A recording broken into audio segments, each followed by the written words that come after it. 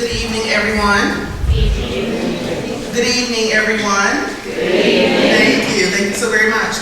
Welcome to the Ella Baker Day event. This evening we have with us Queen Quet, the Chieftess of the Gullah Geechee Nation. We would like to first begin by saying, well, I guess I should tell you who I am. Most of you probably already know, but Dr. Tiffany Hollis. I am the Director of Educational Equity with Social Justice Research Initiative here at Coastal Carolina University, also an Associate Professor in the Educational Studies Department. So tonight we are going to do, we just finished up, a reception and book signing upstairs in the Wallboard room. Thank you to those who showed up to that, and then those who couldn't be there, thank you for being there in spirit. The keynote address tonight is going to be, "We who believe in freedom cannot rest." Momentarily, I'm going to let several students introduce Ella Baker Day and what Ella Baker Day and Ella Baker Week are about, who Ella Baker was, what she stood for. But before we do that, I want to acknowledge our sponsors.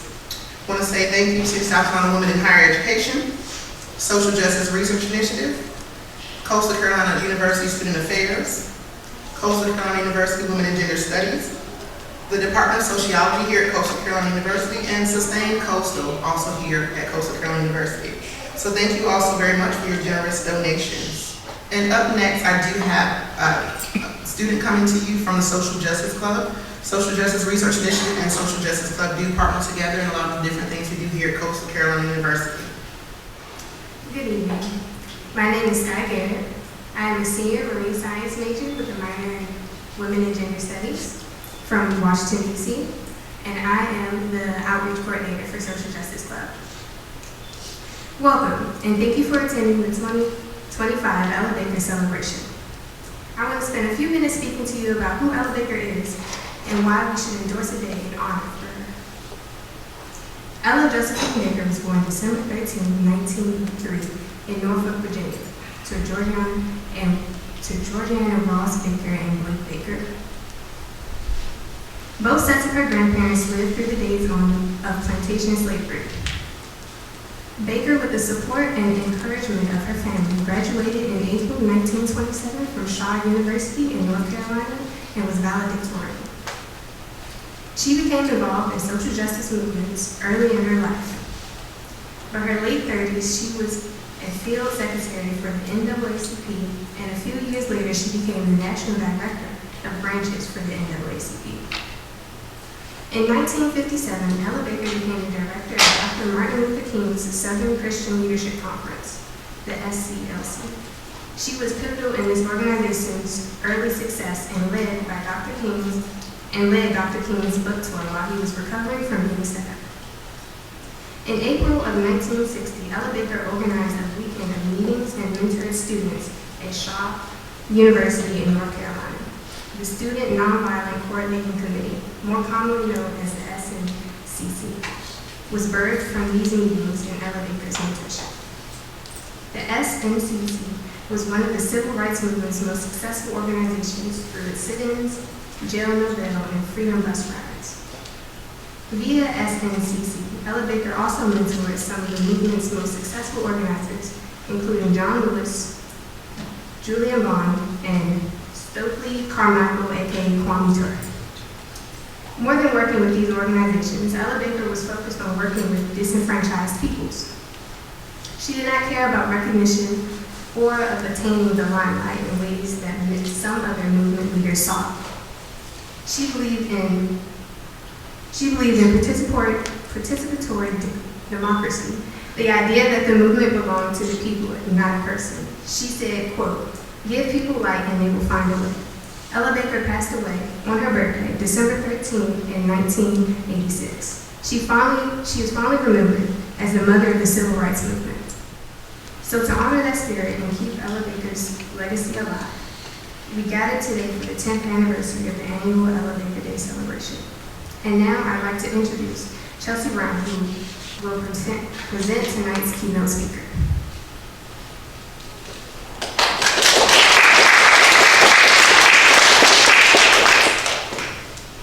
Good evening, everyone. Good evening, everyone. My name is Chelsea Brown. I'm a first-year student here at Coastal Carolina University, majoring in criminal justice with a minor in pre-law. I proudly proudly serve as the president of the B&C The Change Club here on campus. It's a student-led group dedicated to creating spaces for advocacy, service, and leadership. In addition to that, I am one of the many pluralism fellows here at TCU.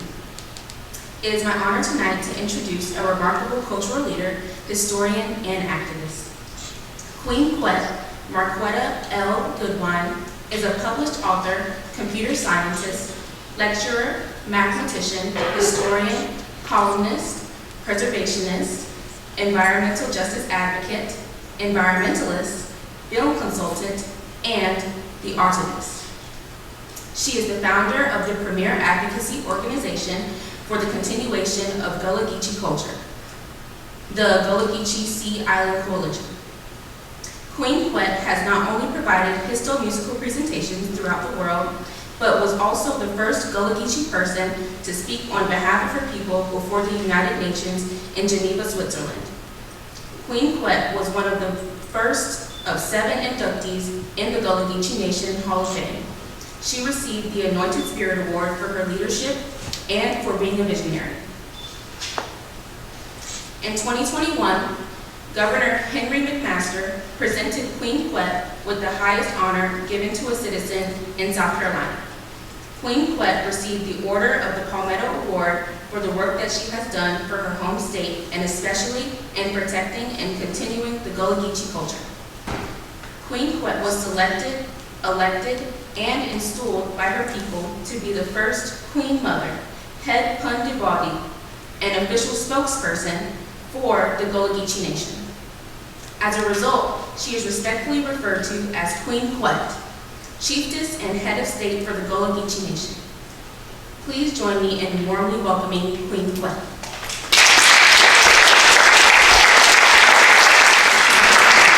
Freedom cannot rest.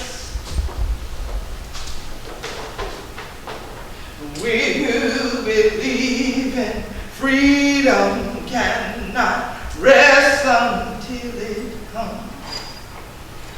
Oh, I tell you the truth. Here's what, y'all. I ain't think plenty of this, y'all. Yeah. Tell each other like they're not yet tall. Red horse. This is your war of freedom. What all the people you see, and the rest of you. Oh, I tell you. Yeah, see. The other one, come on, brothers. Do it. The other one say, just live. Oh, I remember. There you go. On Alice. Stop! Oh, freedom. Oh, freedom. Oh, freedom. Over me. And before I be on a sled, I can be buried my grave. I'm going home to my God and be free. Oh, and I get it. You're sure. Oh, I'm sure. Oh, I didn't feel it. But sure. God, you believe?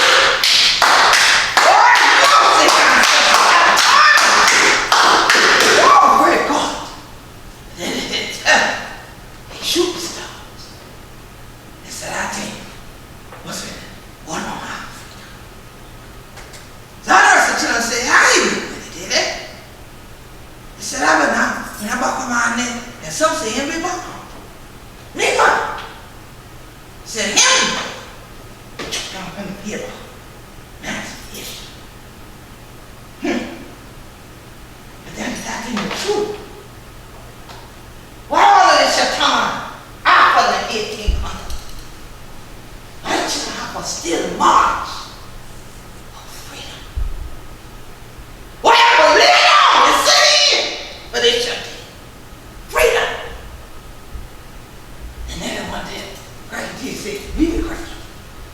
all the sign acting like that and real graffiti so. But then I heard some people who were to come to the sea islands. They yelled at them. And now, SCLC, yeah, snake, children. One of the children been a coming right at once in town. Sometimes left hand one doing something. Sometimes left doing something coming down the way. When he yelled at them, they were the kind of song. You know, still a march. Still out there, so still working on freedom. I tell them, 100 years more for 100 years later. How could a big shoot? Right of us. Now 10 years later, now some years. So we say, well, don't you know what it came down here now? And I cried to eat like a week.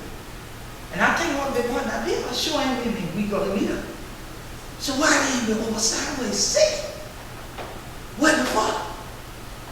That was there. That's supposed to be devil. And we live out that was. And we blood, we sweat, and tears. Still, I look what we on. Our freedom. But why you have to get on after me going to? What happened to me like this? What happened? He buried your grave for him. A lot of us people look like God, right? On this shit. But that one, you keep the wine on, or take us down.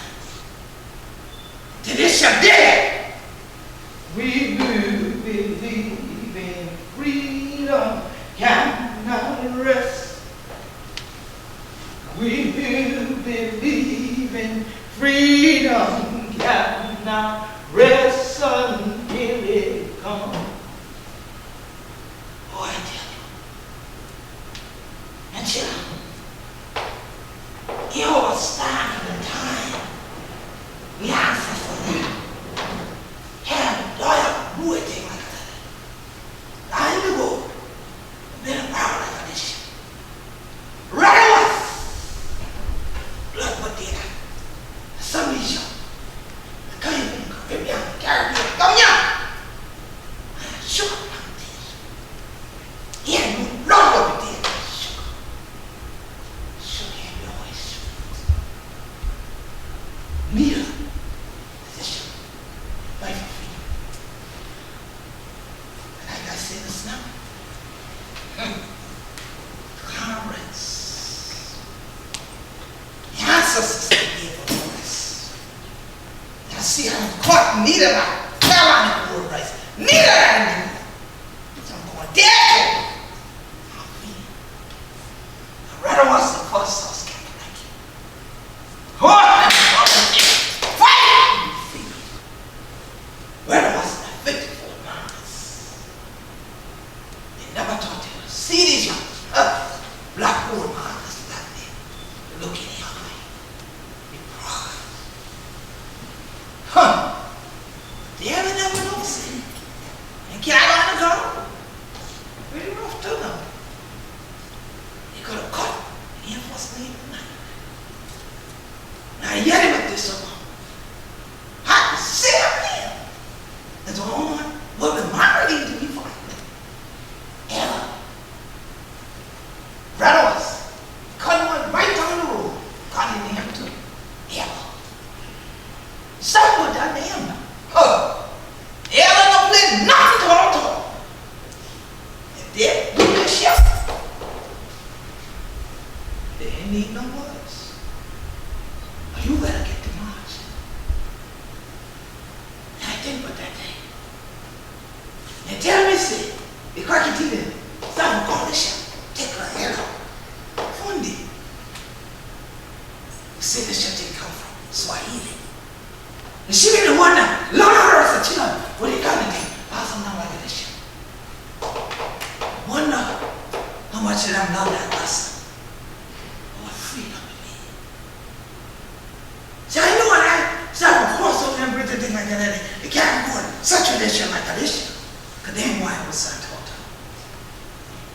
So start marching and walking out, going down the roads to other places.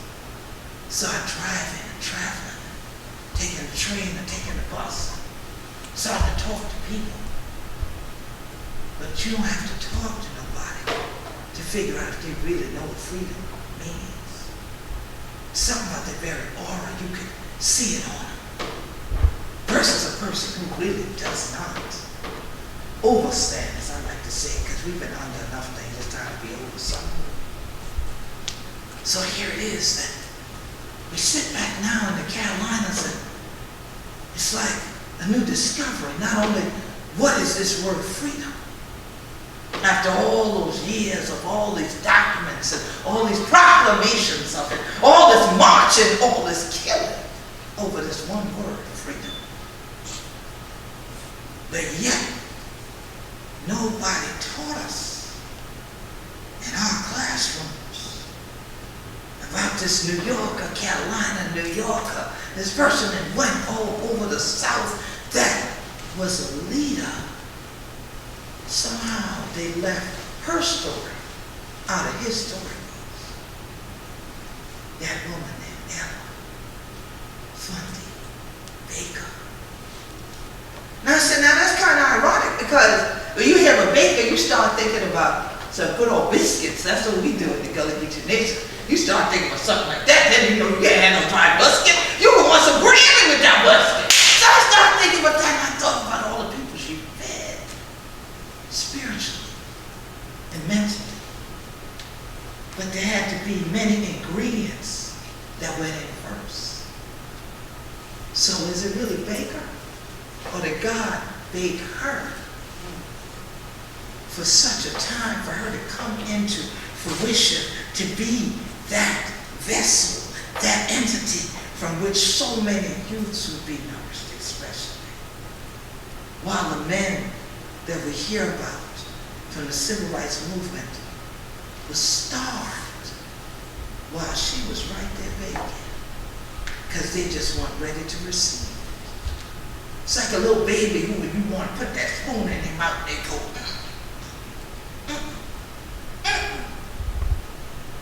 They couldn't stomach a woman speaking up, speaking out. And interestingly enough, this woman said she never wanted to be a leader. She wanted to be a facilitator. She just knew she was that vessel that would convene. And I thought about it. How in the Gullah Geechee Nation, that's what the family does. We get together on the porch, or we get together around that dinner table, and we convene. And that's when those of wisdom speak into your spirit. And boy, I tell you, when they tell you about freedom, they can tell if you're ready to know what it is or not. And unfortunately, all these years later, some people still don't know the word freedom. So it made me wonder, is that why we still got to hold true to Ella's song? We do believe in freedom, cannot rest.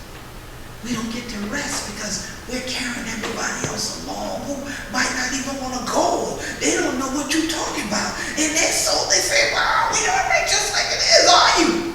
Though? Or are you dying from lack of spiritual nourishment? Much less intellectual encouragement. Because we've reached a point in time where the meaning of word don't matter. And somebody can go ahead and just program it and tell you that a new meaning is for the same word that we used to say it meant something different. I've watched this happen. I've watched others rewrite their dictionary conveniently to include things or include people in categories we weren't in before, or to exclude people. But here it is that when we talk about the Southern Christian Leadership Conference and we talk about the Student Nonviolent Coordinating Committee, we even talk about the National Association to Advance Colored People. All of these organizations that Ella Baker had a leading role in. Yeah. Somehow she didn't get her credits. Could you imagine watching a film and the leading role didn't get a credit. Somebody would say that got to be re-edited. So even today, a lot of books need to be re-edited. Because there are a lot of women who played a role in the human rights movement, the civil rights movement, and again, in today's continuing human rights movement. Because sometimes we thought that the human rights movement had ended, because then in the U.S. they only talk about civil rights. But the reason most civil rights leaders were assassinated is because they started realizing this ain't about domestic law, this is about the world. But they don't get credit for that. Especially if they were black women that had the mother with a thing like that, and the cracky teeth like that, shit, or were just straight out telling these guys, listen, this is what I suggest we do. And here it is. It's like, really? We ain't got to listen to her, do we? She's not one of the clergy like the rest of us, man. But was she not? Because she sure did a lot of ministry. She ministered to a lot of people's souls to encourage students that they had the right to stand up for their rights. And I got a right to the tree of life. I'm sure she heard this song. I'm sure she did. Shout. And it means on the Sea Islands. Oh, but that's right. According to the state newspaper from South Carolina, there wasn't no civil rights movement in South Carolina. Because conveniently, the owner of the paper told the writers to stop writing about that. Because we start publishing that, we gonna have these rabble-rousers, Yankee rabble-rousers, coming from the north down here, causing the problems they got in the deep south. So we ain't gonna be publishing that in South Carolina state paper. But just because they didn't write it in theirs, does that mean it didn't happen? That's like asking, when a tree falls in the forest and no one is there to hear it, does it still make a sound? So here it is, that people go through archives now, students looking for other students from South Carolina that protested in March, and then in the other person in his archive, in his story, in his books and newspapers, there's no trace of us in flesh. So much less you're black and you're female. Wow. Stone folk, they couldn't bake that one. They're like, pull that out. Oh, we can't mix them ingredients together. That might feed too many. You feed them, they grow. And Bob Marley said they don't want it to be sold. They'd rather say kill it before it grows. Fortunately, they didn't get to kill this powerhouse called Ella Baker. That who had the vision, the wisdom, the knowledge, and the understanding to realize when it was now time to just move on. To continue to expand her circles like ripples so that there were more and more and more people that she could engage with in circles of discussion. As I'm sure, no doubt, she sat some evenings after some very, very long days, marching, talking, with people who probably didn't want to hear what she had to say after time. Because again, why this woman up front? Why is she out here? As one commercial said, where's her husband? Because a lot of men felt like if they could get to somebody's husband, maybe the husband could stop her from talking if we can't. Well, it's a good thing. Nobody got the opportunity to stop Ella Baker from talking because her influence was vast. But she realized the more she talked, the more she worked, the more that there was to do in helping people truly understand what freedom looked like, how to live free, how to be, as we would say, who they know, who God made me to be. And so I was proud to find out that she actually had roots in the Carolinas. most times people just go to the big city and they always want to give credit to the big apple for everybody. And they don't realize that was a place that many people just migrated to as part of the Great Migration because they had opportunities financially to be there. But some never did what Ella Baker did. They didn't come south to bring their gifts back. They didn't come back to the land of their ancestors. I thought it was a treasure to find out that her ancestors took $250, which is a seven, the number of completion, and bought part of the very plantation on which they had been enslaved and continued to farm and to feed their families from there. See, that's what freedom is. Because see, when somebody else can control your food source, they control you. Self-determination requires self-reliance. And when you have land that's fertile, you can have that kind of self-determination. You can have that kind of independence. And not only can you feed yourself and your family, but pray you be like Ella Baker and feed the community. And so here it is that when I looked at that, I said, wow, the more I know about her, the more we have in common. Because I still live on land that back when she didn't think that I started, I think like I had it, still on the land from both sides, my mother and father's side of the family, that my ancestors had been enslaved on, but they purchased at auctions in 1862. And we own it to this day. And we know who we be. That we be Gullah, Geechee, and Naughty people. Land is part of our legacy. And so, when I think about the spirituals that were sung on that land and those meetings that took place even on St. Helena Island, where SCLC and SNCC used to come and meet at a place that was called Penn School, that was founded in 1862. The first trade, agricultural, and normal school founded for freed men, even though they meant men, women, and children that looked like me. That place is still there. I'm on the advisory board for it to this day. Whenever I sit in Frizzell Hall, which I will be in tomorrow night, I think about Dr. King looking at him singing and how my mother sat there with him. But I need to find out, was the baker there? I sat in that room with other women who were members of SNCC. I talked on the phone with who was once named Stokely, and then later, Kwame Ture.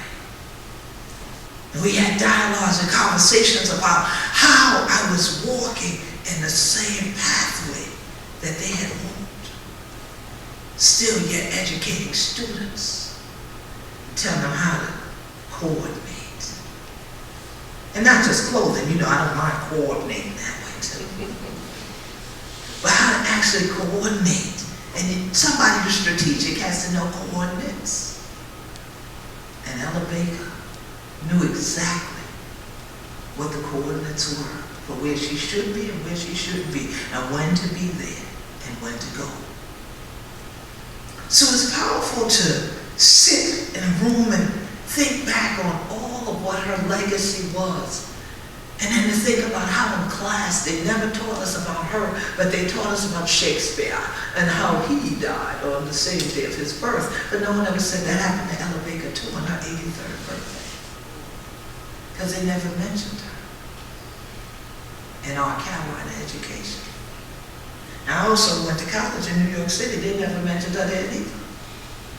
So that's why somebody needs to revise the books, because there's some ingredients that are missing on the pages. The recipes are lacking about the education of rights. So I sat back and I said, well, let me see here. As Prince would say, God bless the dead, sometimes the words of another seem to work out fine. So as I thought about it, I said, let me see what Ella Baker said about this herself. And she said, one of the things that has to be faced is the process of waiting to change the system and how much we have got to do to find out who we are, where we have come from, and where we are going. Well, Well, in Gullah Geechee, we would simply say, if one ain't know where they're from, one ain't quite know where they're going. And in other parts of the world, especially in the African diaspora, we would simply say, San Kofa, go back and fetch it. They would say in the Caribbean. So I felt like this was that San Kofa moment to fly forward while still looking back, but having that egg there where new life could come from it. And pray that new life be one that's free, not one birthed into bondage. Because see, on these sea islands from Jacksonville, North Carolina to Jacksonville, Florida, during the time of chattel enslavement, whatever the status of the mother was the status of the child. So if the mother was in bondage, the baby was in bondage before the umbilical cord was even cut. But if the mother was free, the child was to be free. And sometimes people didn't hold up their end to that. And they wanted to make money off their baby. And they would still snatch it from the mother's breast and sell the baby off to somebody else. And sometimes I feel like freedom is that baby. Somebody sold it off to somebody else because they seem to not want any black people, especially black women, to embrace it, cradle it, nurture it, and nurse it. But we always have. You ain't gonna stop that. You can't stop running water. We flowed with freedom from the time that our ancestresses were kidnapped across this thing you call the Atlantic. We say the Middle Passage, where the Bible took place. There were many of the women who fought. Some got thrown overboard because they were too much warrior class to be enslaved. Some had to fight to hold on to the lives of babies born within the belly of the beast. So when they got to this land, they birthed fighters. So even in the midst of chattel enslavement, there ain't nobody was no happy singing Negroes as some of these books try to portray. And these films, many people had a mind for freedom. But if you don't have a mind for it, you won't embrace it, you won't own it, and you sure enough won't live it. Be ye transformed by the renewing of your mind. That transformation had to happen even as Ella Baker sat sometime by her grandmother. As you would say, getting in a cracker teeth on the porch. Yet it would be in the beginning, think like that. Master, let me water for good this young man. Will you be my heaven water man? She took a beating for it. She ended up with the man she wanted. And ain't that something? She ended up with the land she wanted. Land with blood, sweat, and tears was in it. That blood, sweat, and tears pulsated with those ancestors who brought freedom with them in the belly of the beast. So here it is that even though it seemed like, wow, that's a lot of time between the 1800s and the 1900s, that's a lot of time. How a century later, well, they're still fighting for freedom. Well, wow, from the 1900s to the 2000s, they're still fighting for freedom. And here it is that this system that she said needed to be changed. I said, well, wow, did someone not get this memo? But then I saw that she said, yeah, you didn't see me on television. You didn't see me in news stories about me. And I said, that's why. It's just like the state paper, there weren't any stories written. Oh no, we're not going to interview her, because then she might inspire somebody else. That wasn't new. Whenever there were uprisings and rebellions, like in 1739, the Stoner Rebellion that took place south of here, in a place that I met a young lady earlier, and I always mention this to people. There's a place called Hollywood in South Carolina. It ain't always in California. Hollywood, Ravenel, South Carolina. there is a place there called Hutchinson Stone. This is a place where Cato, Jimmy, and some 20 plus Angolan men had gotten away from Jones Island, from the plantation, after reading an edict. Yes, Africans could read. They were literate. They were literate in their own continent. They developed the language systems. They developed the numerical systems. They weren't kidnapping illiterate people. They were kidnapping people of wisdom, knowledge, and understanding that were skilled intellectually, mathematically. They kidnapped them because you had to use engineering to restructure an entire cultural landscape where you want to grow Carolina gold rice, where you need fresh water, and we sitting over here on the sea islands in salt water all around us. You had engineers and scientists. You also had blacksmiths.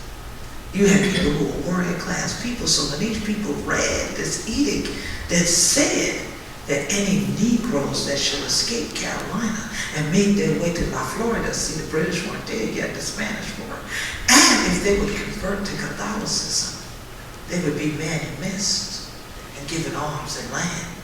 Again, there's that land. Jimmy and Cato got those men together. They made their weapons because they were blacksmiths. They made what they needed. They made their drums. They said they had their banners. And as they made their way, they rode over and then got to the King's Highway that we now call Highway 17. Made their way to Hutchinson's store, broke in there where the guns and the gunpowder were. And they said as they came out, you could hear them for miles saying, "Liberty! Liberty! Liberty!" So other folks weren't the only ones talking about give them liberty or give them death. Those who saw them saw the drums, they heard the drums. So hence, when they did the 1740 slave codes, they said that no Africans would play the drums. No 3 or more Africans are together without an overseer present. No Africans are supposed to own land. And they sure are not supposed to read or write. Thing about it, when we walk around with our flag held high, many times I feel like Cato is there marching, letting them know we can't read and write. We will continue to own land. We will continue to play our drum until freedom comes. Because we be Gullah Geechee, anointed people. So the Gullah Geechee nation came into existence because there had to be a change in the system. We couldn't just sit by and wait for a system that never accepted our ancestors nor our elders, who continued to practice erasure to try to erase us. So we stood on our right, our human right, to self-determination. And in 2000, we went to Sullivan's Island, the place where over 40% of all Africans enslaved in North America were brought through in bondage. We went there to stand on our right to freedom. And to show the world this, what freedom looked like. When they wrote about my ancestors, they called them black gold, black cargo, that they were going to sell. So they knew our richness, but they wanted that richness to only go in the pockets of very few. And no pockets for you. This is how they felt to our ancestors. This is how many still felt. All those years later, when these organizations came along that Ella Baker was a part of, they were still saying, like Dr. King said, that check y'all wrote us before came back marked insufficient funds. You still owe us, because we built this place. How dare you say we don't have a right to the tree of life? How dare you say we don't have all the rights to the pursuit? They tell you, they don't tell you to get happy, they tell you you got the right to what? The pursuit of happiness.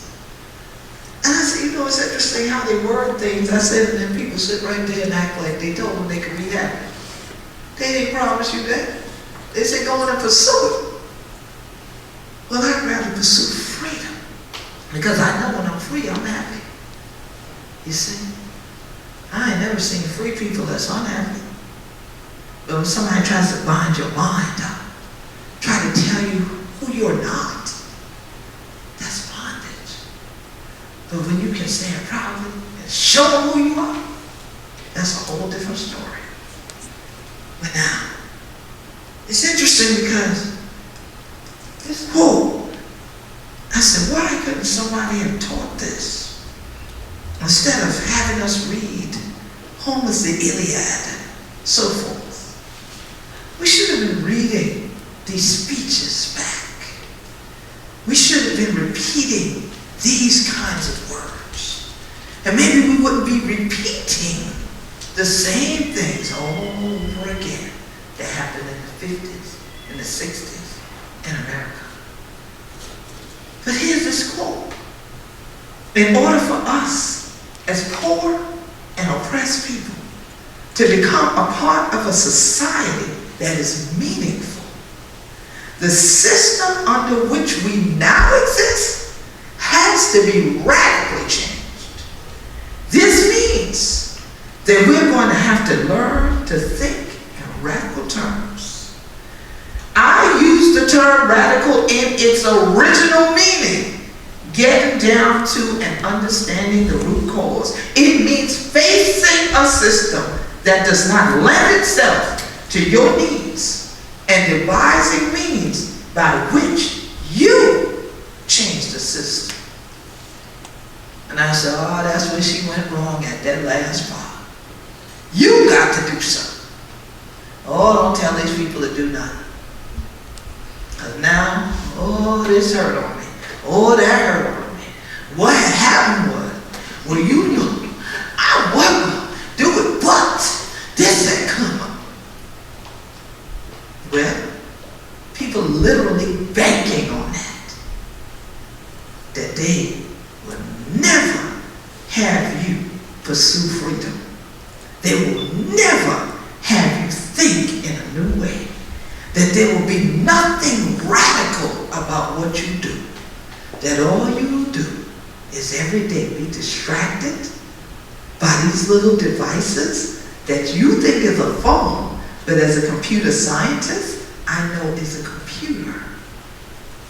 That's why it was a PDA, a personal digital assistant. That's what they were called at first. But they decided to market them and tell you it was a phone. A phone don't write. A phone don't ring. A phone ain't gonna remind you of nothing unless it's somebody else on the other line. Like your mom and I'm telling you, did you go wash your clothes? Did you get out for school? Did you go to your class? Did you this? It's a PDA. So instead of you thinking you're programming it, it's programming you. And I apologize on behalf of all of us computer scientists. We're the cause of that. But we didn't know that when we were dreaming that the CPUs that were as big as this space, that one day we would put them in your hand, that you wouldn't know that you had the right to look at it.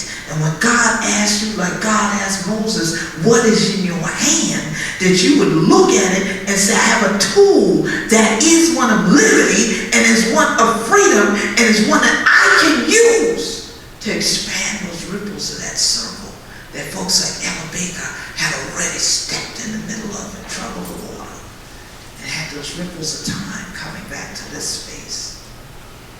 Instead, you're missing your opportunity to think differently, to reconstruct the system so that there's no question about what freedom is, because everyone would have it. They would be free to walk proudly in their human rights, because that's God-given. That has nothing to do with boundaries of states, countries, whatever terms they want to call themselves, because at the UN level, every country is considered a member state. But it's all about what state of mind you're in. Because if you sit back passively, a lot gonna pass you by. And yes, you ain't gonna be able to just rest. We who believe in freedom cannot rest until it comes. So until it gets here, we all have work to do. If you are truly a person who is willing to do the work, don't lie, because people in here with you. We don't need no test of lying. But I'd rather open the church with some testifying. It's easy testimony. Because if you truly want to see a better future for the world that you live in, where everyone, no matter their ethnicity, much less their gender, can be free, stand on your feet for me. That's an easy testimony.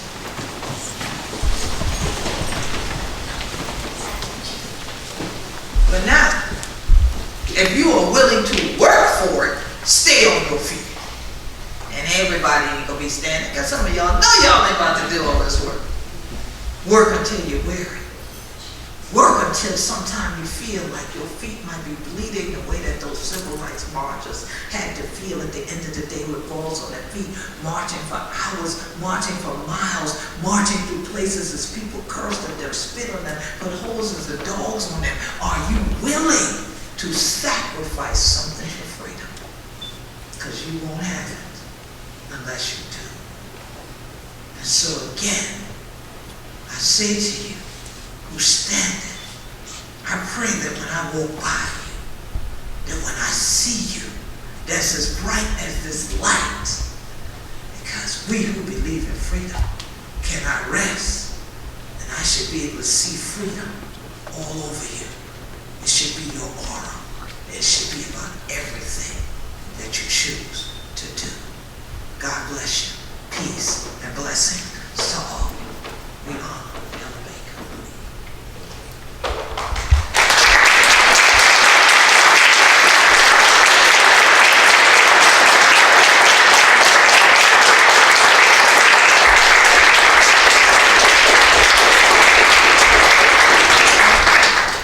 So now, I hear this at home, chill, I'm gonna try crack your teeth with me and things like that, and all that kind of thing like that. We got a few minutes, we can crack your teeth, and then we got a special gift for coming up, y'all, and things like that, that we going to do. But y'all can sit down, y'all can sit down, y'all can sit down. I love it though, that y'all didn't sit. Y'all was ready. Y'all was like, Queen, quick, come down the aisle, we about to go marching. We going through the campus right now, we ready. Let's see, we ain't gonna act up today. This is my first time on Coastal Carolina campus. If y'all never invite me back, it's okay. I say that every college. But I'm always ready for a good march. I've done a lot of them. But I know there might be some questions.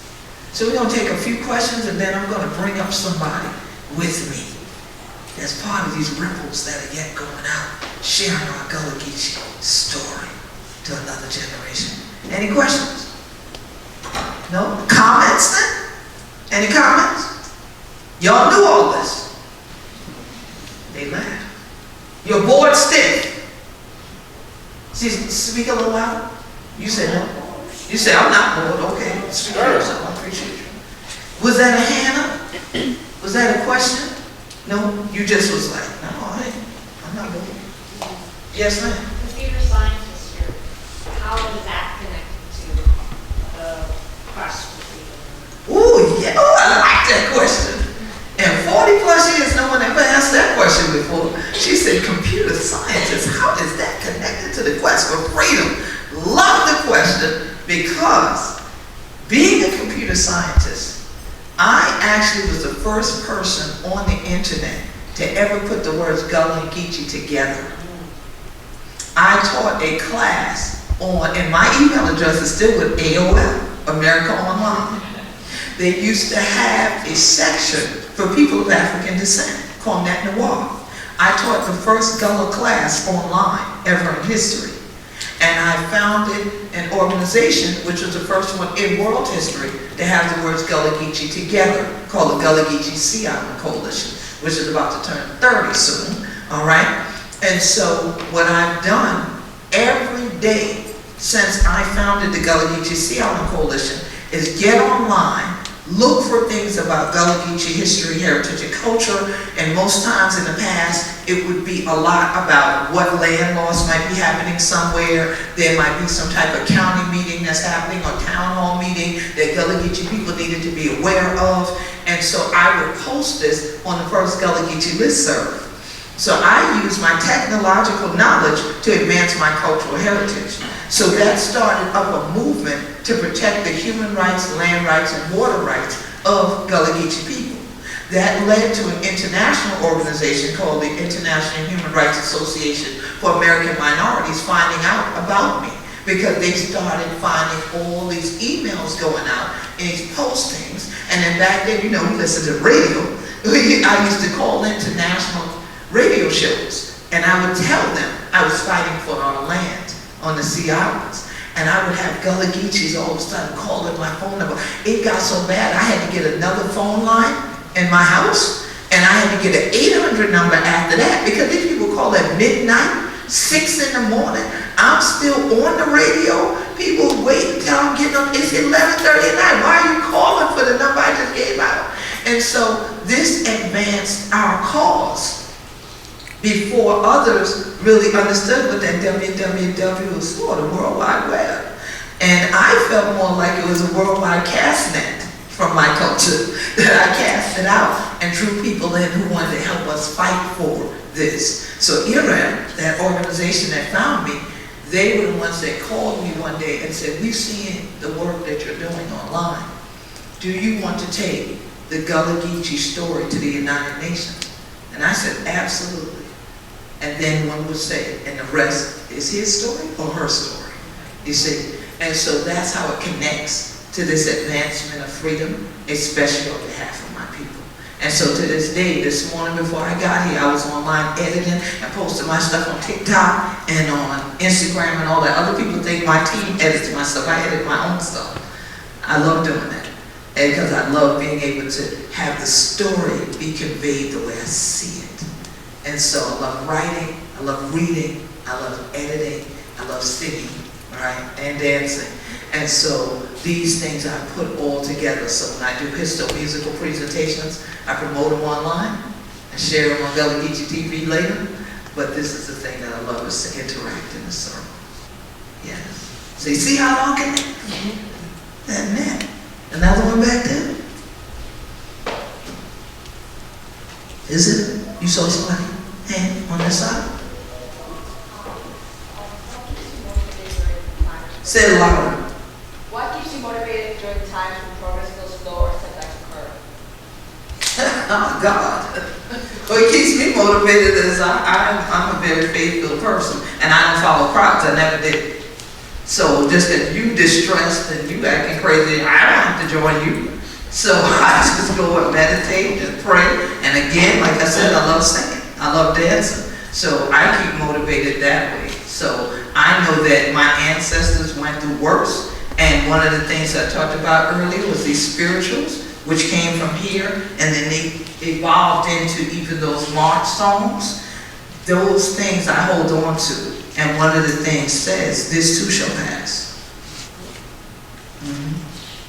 Yeah. I keep positive people around me too. I get rid of the Debbie Downers.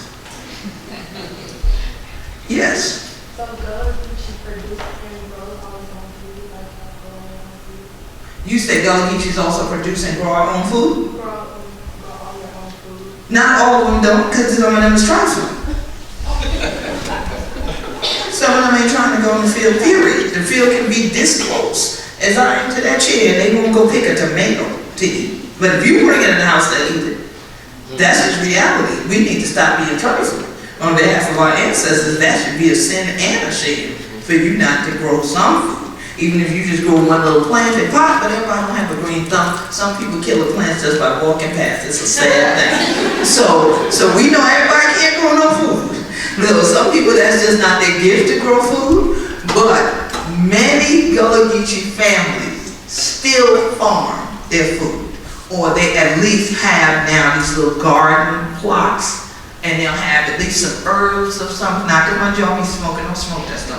Talking about herbs to season your food with, all right? So they'll have herbs in there, and some of y'all say, I season my food with that too. No, stop it. So yeah, they'll grow herbs to season their food. They might not grow tomatoes and watermelon and peanuts and all that stuff like I do still.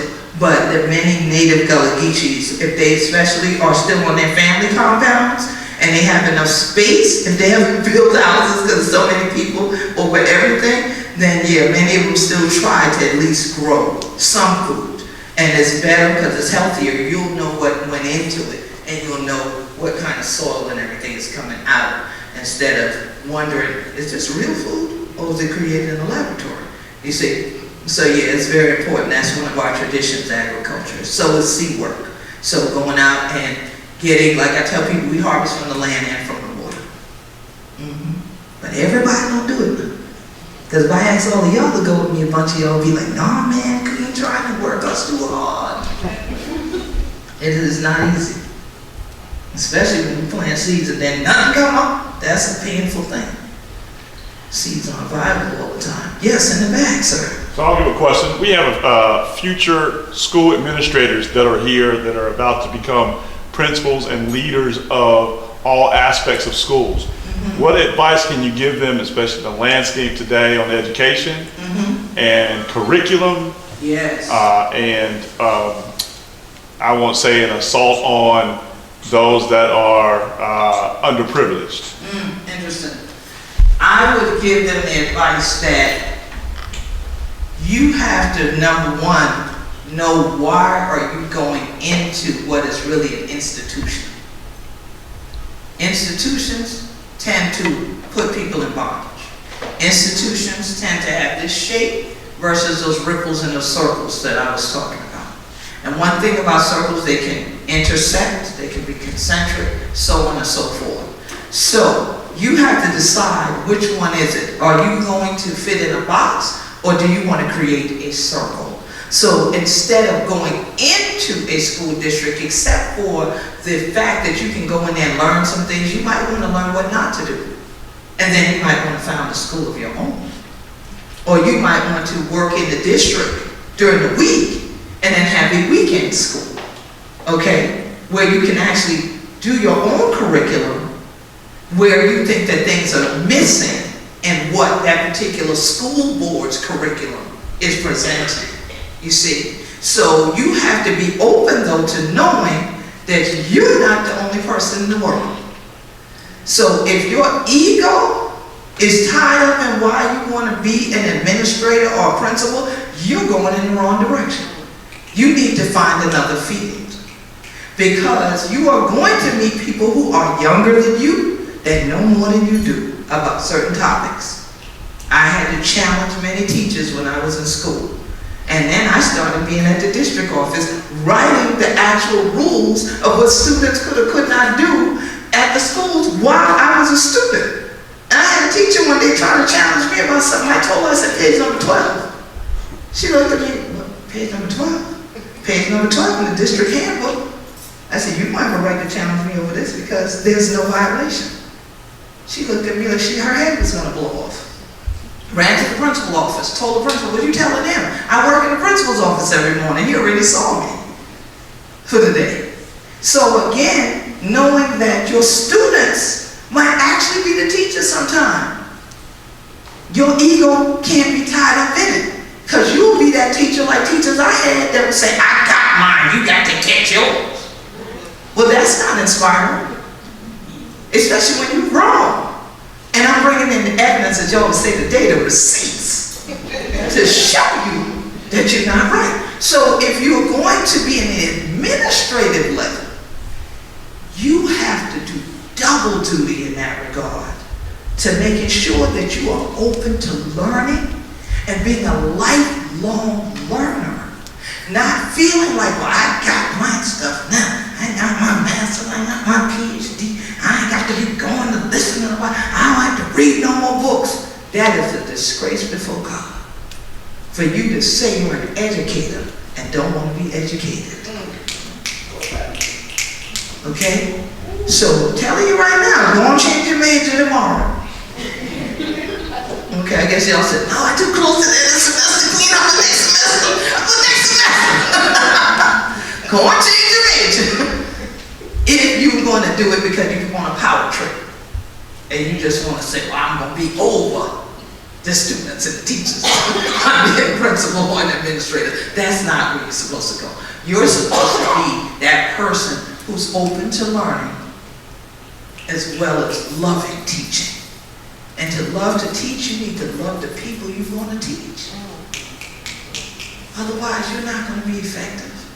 In fact, you're going to cause some people to feel less than who they are. And that's what many teachers did to native Gullah Geechees, because those teachers came from other cultures. Even if they were black, they came from other cultures. They would never hear people cracking teeth like this shit, and they literally beat the students and said that you were not speaking quote-unquote proper English. They were never speaking English when they were speaking Gullah the entire time.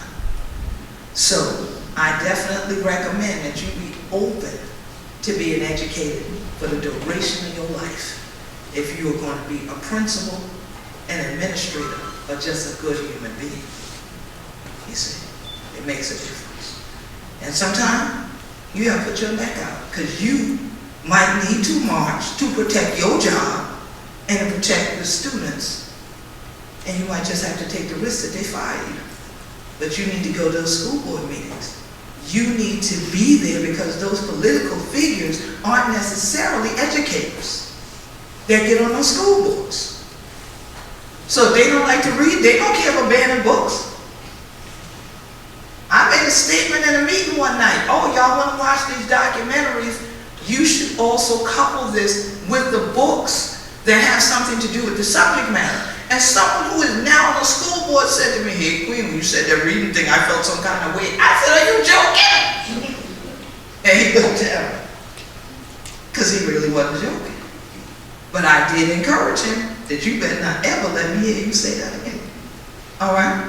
So I pray to God he reading now. I'm going to check on him tomorrow. Okay? Make sure you need some books. I'll bring somebody else. All right? So definitely be open-minded. That's going to be critical if you're going to be an educator. And continue to always be educated somewhere. Anybody else will take one more? One more right here, and then we're going to bring up a special guest. Go ahead. If you could like define your story in one word, what would it be? Fantastic. No, I would say blessed. Blessed. And interestingly enough, you asked about that one word. I was truly blessed to march through the state capitol before I came up this way last week. I was the Grand Marshal for the South Carolina Read-In, and we marched from the South Carolina State Library to the State House, and the band that was ahead of me was playing Outstanding. And I'm just right behind them. Outstanding! Yes! Oh, you knock me out! I was like, yes! That's how you start the morning right here! Excited! I'm like, let's go, church! Come on! This is where you made me shout! I'm like, come on, let's go! They looking at me like, calm down. We never had no, they didn't. No, they already knew what they was getting, what they said for me. They told me, they said, Queen, you are the headliner. We know that you're going to have call and response. You're going to get the children wrapped up, and then we're going to set them free. I said, you're going to set them free? I didn't know they were bonded. And let's set them free. And so I laughed. And so it's wonderful to be here tonight with that word still being the one that resonates, being free and having freedom. We'll believe in freedom, cannot rest until it comes. So when you see this flag, know, say, the people who be Gullah Geechee stood on their human right, the self-determination. We know we be Gullah Geechee anointed people. We know, say, the water to bring me, the water going to take me back. That's the blue one of the sea there, along with that indigo. Red was. You see that gold, that black gold, that Carolina gold represented. And then that green, the lime. But in the middle, a tree, the family tree, representing who we be. The Igbo, Mandinka, Balenke, Yoruba, Gullah, Geechee, Mende, Temne, Ifi, the Bibio, the Yamasi, the Adisto, the Cree, the Kosawa, Disha, rooted in the Shasian sand. From Jacksonville, North Carolina, to Jacksonville, Florida, all the way in to St. John River. We know who we be, and we ain't going to rest till everybody be free. Coastal Carolina, my sister Tiffany, Tanky, God bless you, family. Peace and love.